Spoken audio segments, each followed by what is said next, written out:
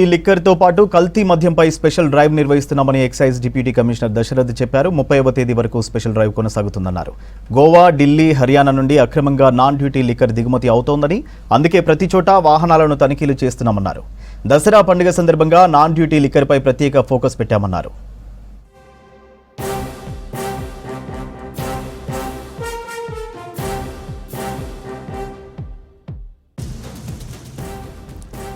మరోవైపు గుడుంబ, నల్ల బెల్లంపై కూడా ఫోకస్ చేస్తున్నామని చెప్పారు. పన్నులు చెల్లించకుండా ఇతర రాష్ట్రాల నుండి ఒక్క బాటిల్ కూడా రాష్ట్రంలోకి తీసుకురావడానికి వీల్లేదన్నారు.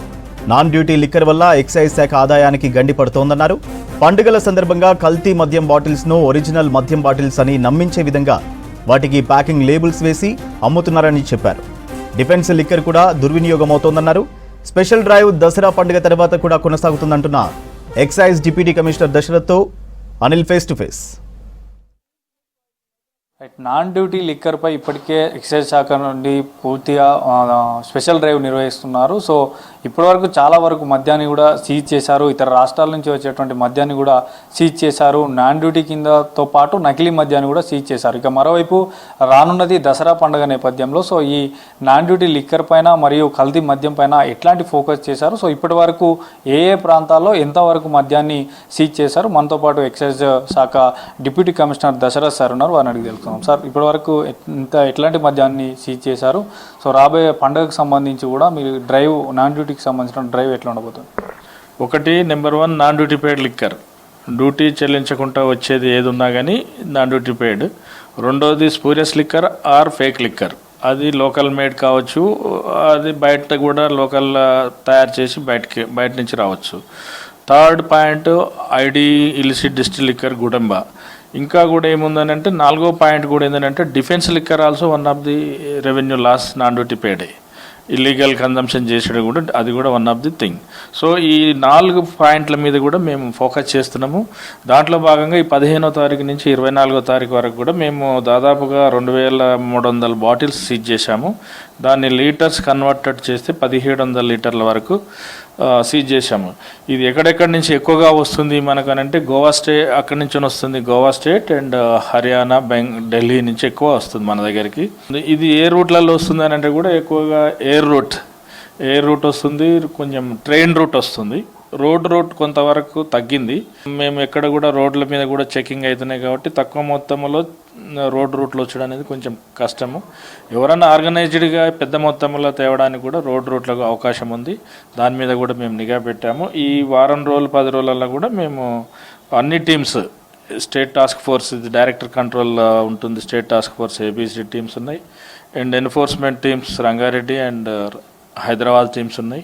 అదేవిధంగా district probation excise officer 6 members ఉన్నారు. వారి దగ్గర కూడా స్టేట్ టాస్క్ ఫోర్స్ ఉంటుంది and also regular station house officers ఉన్నారు.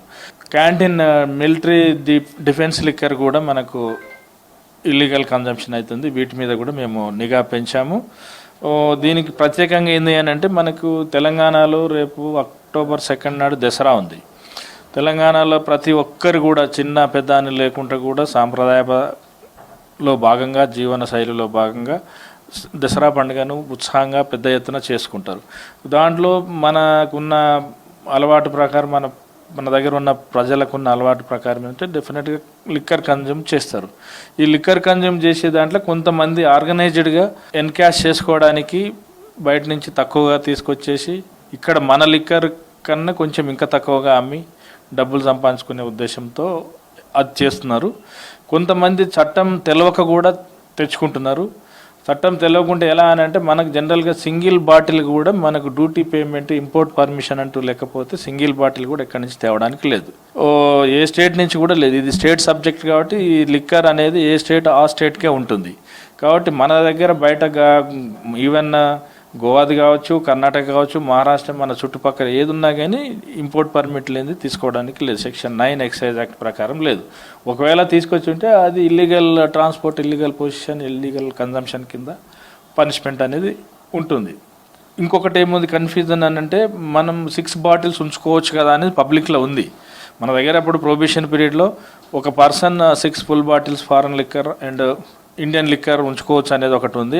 అది ఏంటంటే మన డ్యూటీ పేడ్ లిక్కర్ ఒక individual public position public consumption కాకుండా ఇండివిజువల్ కన్జంప్షన్, పర్సనల్ కన్జంప్షన్ కొరకు ఉన్నది తప్ప ఆ 6 బాటిల్స్ కూడా నేను మార్కెట్లో పెట్టేసి లేదు అని అంటే బిజినెస్గా పబ్లిక్ కన్జంప్షన్ చేయిస్తానంటే కూడా ఇట్ ఈస్ నాట్ అలౌడ్. ఇంకొక ఎగ్జామ్షన్, చిన్న ఎగ్జామ్షన్ ఏముందనంటే ఇంటర్నేషనల్ ప్యాసింజర్స్కు ఇండియన్ కస్టమ్స్ రూల్స్ ప్రకారం, బ్యాగేజ్ రూల్స్ ప్రకారం 2 బాటిల్స్ మాత్రం డ్యూటీ ఫ్రీ లిక్కర్ తెచ్చుకొని అది కూడా ఓన్ పర్పస్ చేసుకోవచ్చు. కానీ దీన్ని ఏమవుతుందంటే చట్టం తెలవక ఏమవుతుందంటే 2 తెచ్చుకుంటున్నారు, 4 తెచ్చుకొని 8 తెచ్చుకొని 10 నుంచి ఇటు క్యాల్కులేట్ చేసుకొని మా ఇంట్లో 2 ఉన్నాయి 1 ఉన్నాయి అంటే ఓకే, ఇంట్లో 4 ఒకళ్ళు 2 ఉన్నారు అని అంటే అది consume in the only private place only, not in public purpose. So అదేవిధంగా 6 బాటిల్స్ అనేది ఉండాలనేది ఒకటి ఉన్నది మనకు అని అనుకుంటే 6 బాటిల్ అనేది మన duty paid, not other state liquor. అది ఉండాలంటే కంపల్సరీ మనకి ఇంపోర్ట్ పర్మిట్ ఉండాలి. దీంతో ఏమవుతుందంటే కొంతమంది క్యాండిడేట్స్ ఆర్గనైజ్డ్గా బయట స్టేట్కి పోయి అక్కడ ఎక్కువ మొత్తంలో ఎయిర్ రూట్ కానీ, ట్రైన్ రూట్ కానీ, రోడ్ రూట్ కానీ తెస్తున్నారు. అది ఏమవుతుందంటే దీంట్లో 2 రకాల ఎఫెక్ట్. ఒకటి స్టేట్ ఎక్స్చెకర్కి లాస్ అవుతుంది, ఖజానా లాస్ అవుతుంది, ట్రెజరీ లాస్ అవుతుంది అటువంటిది. రెండోది ఏంటంటే నిజంగా అక్కడ ఆ స్టేట్కు డ్యూటీ పే అయినా మరి వాస్తవమా కాదా అనేది మనకు తెలియదు.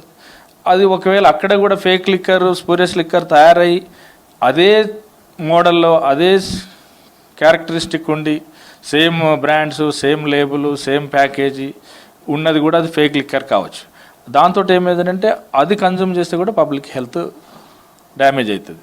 కాబట్టి దీంట్లో 2 కోణాలు ఏంటంటే ఒకవైపు స్టేట్ ఎక్స్చెకర్కి లాస్ కాకూడదు, ఒకవైపు పబ్లిక్ స్పూరియస్ లిక్కర్ తోటి కన్జ్యూమ్ చేసి పబ్లిక్ హెల్త్ ఖరాబ్ చేసుకోకూడదు. సో ఈ 2 దృష్టిలో కూడా పబ్లిక్ అప్పీల్ చేసేది ఏంటంటే మన స్టేట్ లిక్కర్, మన స్టేట్ ఎక్స్చెకర్కి లాస్ చేయొద్దు అనేది ఒకటి. మీ పండుగ దృష్టిలో కావచ్చు, లేకుంటే కొంతమంది అతి ఆశాపరులు కావచ్చు, బిజినెస్ దారులు కావచ్చు, మీడియేటర్స్, క్రిమినల్స్, వాళ్ళు కూడా పబ్లిక్ని మోసం చేస్తూ మంచి లిక్కర్ అని చెప్పేసి మన బాటిల్ అని చెప్పేసి కొంచెం తక్కువ, మన సపోజ్ ఒక బ్లాక్ లేబుల్ 4500 ఉందనంటే 4000కు 4100కు అట్లా అమ్ముతుంటారు. అది మన వల్ల ఏంటంటే ఇంకా కొంచెం 400 మిగులుతుందా అని కూడా మన వాళ్ళు కొనుక్కుంటారు. అటువంటిది కాకుండా కరెక్ట్ షాప్స్ ఉన్నాయి, మనకు పర్మిటెడ్ లిక్కర్ ఉంది, అది కన్జ్యూమ్ చేస్తే 2 రకాలు కూడా లాభం ఉంటుంది. కొంత స్టేట్ ఎక్స్చెకర్కు సేఫ్ అయినా కానీ కొంత హెల్త్ కూడా సేఫ్ ఉంటుంది అనేది మెయిన్ ఎక్సైజ్ డిపార్ట్మెంట్. ఎక్కువ ఏ రాష్ట్రాల నుంచి కల్తీ మద్యం కానీ నాన్ డ్యూటీ లిక్కర్ ఎక్కువ వస్తుంది? ఏ రాష్ట్రాలు? మనకు గోవా నుంచి వస్తున్నది. డైలీ మనకు గోవా నుంచి ఒక 10-12 ఫ్లైట్స్ ఉన్నాయి. అదేవిధంగా ఢిల్లీ నుంచి కూడా ఒక 15 నుంచి 18 వరకు ఫ్లైట్స్ ఉన్నాయి. దీంట్లో ఎక్కువగా గోవాదే మనకు 70% ఎక్కువగా ఇండివిజువల్ పోయిన వాళ్ళు ఆర్గనైజ్డ్ కూడా తెస్తున్నారు. కల్తీ మద్యం కానీ ఇటు నాన్ డ్యూటీ లిక్కర్కి సంబంధించి ఏదైనా ప్రోగ్రామ్స్ చేపడితే సో ఖచ్చితంగా వారిపైన చట్టరీత్యా చర్యలు తీసుకున్నామంటూ కూడా డిప్యూటీ కమిషనర్ ఆఫ్ ఎక్సైజ్ శాఖ చెప్తున్నారు. వీడియో జర్నలిస్ట్ ఆశాతో అనిల్ V6 హైదరాబాద్.